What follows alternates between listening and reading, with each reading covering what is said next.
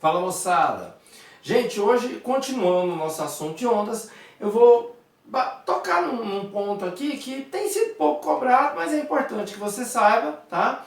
E algumas propriedades importantes de ondas que eu vou falar aqui hoje, que são muito importantes para você entender outras propriedades que virão no futuro, tá legal? Então nós vamos começar falando da função de onda, né? Você viu, mostrei a onda para você. O que é a onda? Onda é a propagação de uma perturbação ou a propagação de um movimento oscilatório, certinho?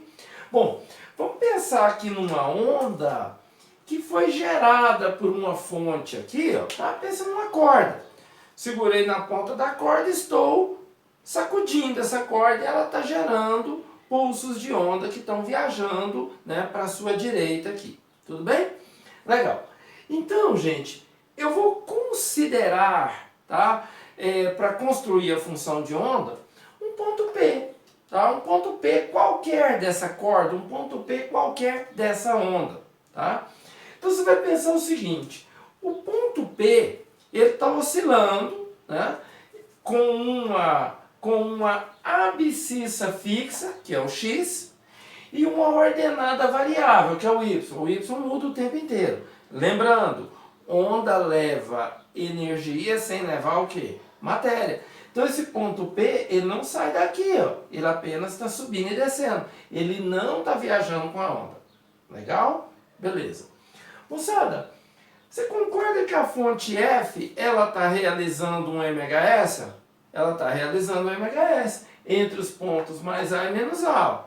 É um movimento oscilatório que a gente já estudou, certinho? Então vamos ver aqui, ó. Para a fonte, a função horária do y, que é a função horária da posição, pode ser escrita por isso aqui, né? A cosseno de ômega t mais φ0. A gente estudou isso. É a função horária da posição no MHS. Beleza? Legal. Agora, para o ponto P, veja bem, o referido ponto P, ele também faz o mesmo MHS do F. Só que ele faz um tempo depois, porque veja, quando foi gerada a onda, ó, a fonte comecei a sacudir a corda, e essa onda começou a andar, certo? Quem começou a oscilar primeiro? A fonte. E daqui um certo intervalo de tempo, o ponto P começa a oscilar. Beleza? Tranquilo isso? Agora preste atenção aqui. Antes de eu dar sequência aqui, para você entender o que eu vou fazer, vamos fazer a seguinte colocação. Eu e você somos irmãos, certo? Só que eu sou mais velho que você. Quem nasceu primeiro? Se eu sou mais velho, eu nasci primeiro. Então eu vou chamar assim, ó, eu vou chamar de TZ. TZ vai ser T. O que é TZ? É o tempo de vida do zoinho, que sou eu. Tempo de vida do zoinho. Beleza? E eu vou chamar de TV o seu tempo de vida. Tá? Tempo de vida de você, né? No caso, você aí, tá? Que está me assistindo. Legal. Pensa comigo. Se eu sou mais velho que você, se eu nasci primeiro, você concorda que o seu tempo de vida, vamos supor que eu sou 5 anos apenas mais velho que você. Então, você concorda, você não sabe a minha idade, tá? Qual é o seu tempo de vida? Qual é o seu tempo de vida? Se eu nasci 5 anos antes de você, o seu tempo de vida é o meu tempo de vida menos 5. Concorda ou não com isso? Por que, professor, menos 5? Quem está vivo há mais tempo? Eu estou vivo há mais tempo. Por quê? Porque eu nasci primeiro. Então, se eu nasci primeiro, né, o tempo de vida do zoinho é T. E como você nasceu 5 anos depois de mim, veja, você nasceu depois, o seu tempo de vida é quanto? É o tempo que eu tenho de vida menos 5. Entendeu isso? Então quem nasce depois tem menos tempo de vida do que quem nasceu primeiro. Por isso é menos 5. Ficou fácil entender isso, né? Legal. Quem começa a oscilar primeiro, não é a fonte? E aí depois, ó, quem nasceu primeiro? A fonte, o movimento da fonte. E aí depois de um intervalo de tempo ΔT, o P começa a movimentar. Então, como é que eu vou equacionar o movimento oscilatório do ponto P? Então vai ser o quê? A cosseno, tudo igual, cosseno de ômega. Só que aqui, ó, eu vou escrever, ó, o tempo de oscilação do ponto P. Qual é o tempo de oscilação do ponto P? É o tempo da fonte, que começou primeiro, menos o intervalo de tempo que essa onda gastou para chegar aqui, ó. Porque essa onda gasta um tempo para chegar aqui, correto? Então, menos esse intervalo de tempo. Por quê? Porque ela começou a oscilar depois. Beleza? Aí ficou fácil, né? Legal. Mas o fizeram, então ficou tudo igual. Certinho? Só mudou aqui, ó. Aí o que eu vou fazer agora? Vou repetir A cosseno de ômega t. Só que esse ΔT não é um intervalo de tempo que a onda, que tem uma velocidade v, gastou para percorrer isso aqui, ó. Se você pensar que v é ΔS sobre ΔT, então eu posso pensar que o ΔT, ó, o tempo que a onda gastou para chegar aqui, ó, é o ΔS, mas o ΔS que a onda andou daqui para cá, esse ΔS vale quanto? X sobre V. Ó. Eu troquei esses dois de lugar. Então o ΔT que foi para lá é o ΔS que é X sobre V. Então eu coloquei aqui, ó, no lugar do ΔT, ó, X sobre V. Mais o φ0, que é a fase inicial da fonte, que também não me interessa. Tudo bem? Aí, não interessa agora, né? A cosseno, no lugar do ômega, ó, o que eu vou escrever? 2π sobre período. Equação que a gente já viu. Ômega 2π sobre período. E aqui, ó, T menos X sobre V. Mas V não é a velocidade da onda? E o que nós vimos há pouco tempo, em aulas anteriores? Que o V é igual a quem? Lambda F. Equação fundamental do ondulatório. Então, no lugar do V, eu vou pôr lambda F. E aqui eu repito a coisa. Legal? Beleza. Aí, olha o que eu vou fazer agora. Eu vou pegar esse T e vou jogar ele aqui para dentro do parêntese. Então, aqui, ó, 2A cosseno de 2π. Aí, ó, Tzinho dividido pelo período menos.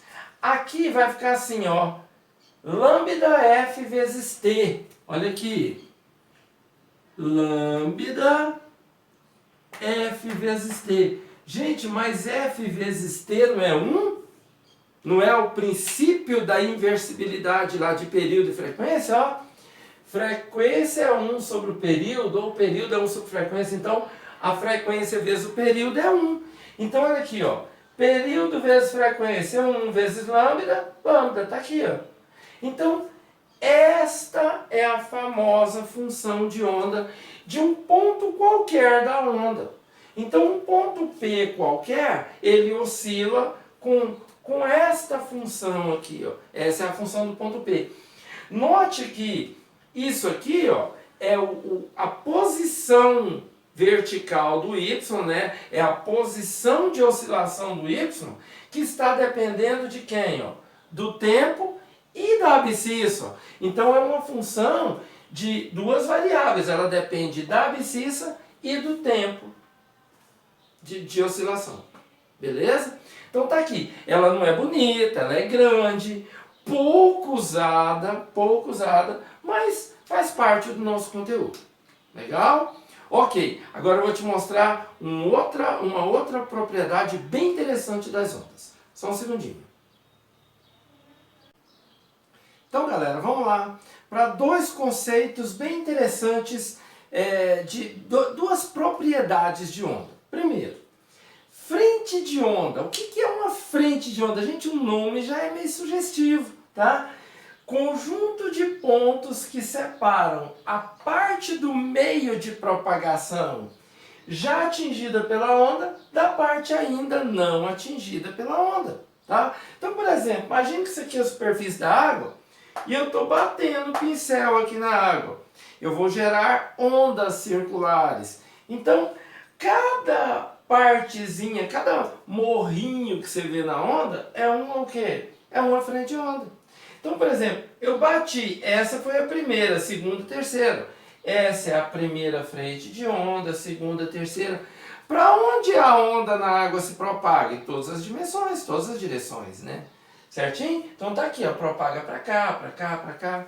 Então, primeira frente de onda, segunda frente de onda, terceira frente de onda, e quantas mais forem existindo. Beleza? Só essa aqui não seria a terceira, não, lembre-se. Eu bati, essa onda vai crescendo. Aí eu bati de novo, vem a segunda, depois vem a terceira. Essa é a primeira que nasceu, ela está lá na frente. Fechou? Legal. E se ao invés de bater o pincel assim, ó, eu pegasse uma barra e batesse ela desse jeito aqui, ó, o que eu ia gerar? Aqui eu estou gerando ondas o quê? Circulares. Se eu pego uma barra e bato ela aqui, ó, eu vou gerar onda para os dois lados, certo? Aqui eu estou colocando as que foram para a sua direita.